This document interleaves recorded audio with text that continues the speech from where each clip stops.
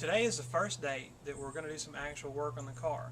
What we're going to be doing is mounting tires. Now we're not going to be taking them on and off the car. What we're going to be doing is actually putting the tires on the wheels. Now we're going to take them off, put them back on. Now right now I've got the fan turned off, so the video should be pretty clear. So in the rest of the video, if you hear kind of a whiny noise, that's the fan going, but it's triple digits outside again today, so I think we're going to do it with the fan on. So without much more talk, let's just go ahead and get started. We're going to need a few things for our mounting of the tires. So first of all, you're going to need some brand new tires, and here we've got two, and I think this is a landmark day. I don't know the car has ever actually had two brand new tires on it. We're going to need some wheels. In this case, we're going to use our old ones, and we're going to use two different styles. This is a beadlock wheel. You notice the pink ring around the outside. And then over here we have just a normal wheel, and I'm going to show you how to dismount and mount both types of tires. You're also going to need an impact wrench with a socket that takes your lug nuts off to get the wheels on and off the car. You're going to need a 1/2-inch socket, that's to take the bolts loose from the beadlock, a ratchet wrench. You're also going to need a valve stem remover, that's this little deal here, a air gauge, and a few little specialty tools. Now this is a bead breaker. We're going to use it to actually get the tire off the wheel or to start it off the wheel. The bead breakers are available in most racing places. Days, Smiley's, Speedways, JR Motorsports, any place like that carries these little tire bead breakers, and I think they actually have newer and better ones than this one. You're also going to need some tire spoons. Now the one on the right is actually just a old crowbar, and then I have an actual tire spoon. I think you can get these at Harbor Freight or places like that, but they do come in handy, and I kind of wish I had another one.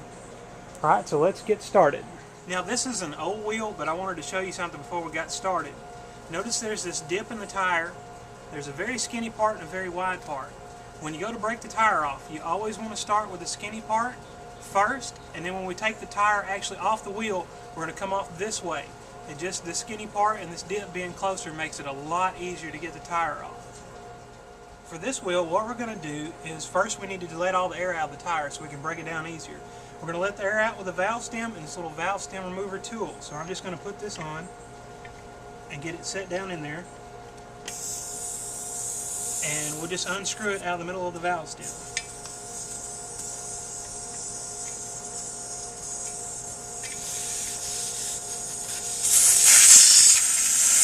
Comes out, looks like that, and we'll just let the air bleed out. This is the tire bead breaker. Basically what happens is this end fits on one edge of the lip of the wheel, this end goes inside the edge, then when you open it up it pulls the bead off the wheel. So we just apply it like this. This end hooks on the wheel, and I always kind of put my foot on it to make sure it stays down. Slide this edge underneath the wheel, and you just kind of start prying on it here.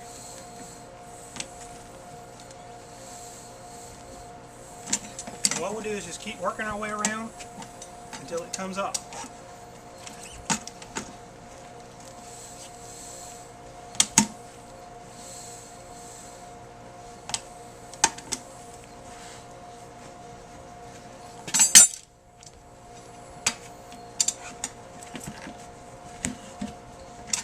Alright, get pop loose. And that's it. We just flip it over and do it to the other side. Okay, we got all the air out of the tire. I've got both sides broken loose. So now we're going to take it off. Notice this is that short side I was telling you about.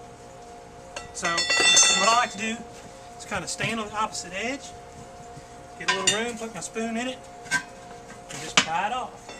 The spoon works better, so I just kind of use the crowbar as a placeholder. And I just work my way around.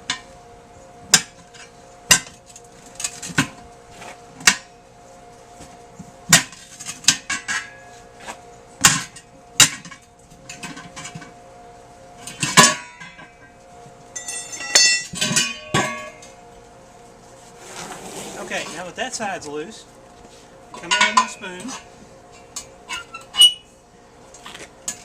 and I'm going to start prying. Now this side's a little harder to get off.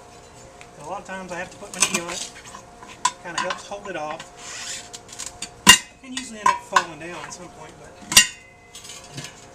there we go. Tire's loose, wheels off.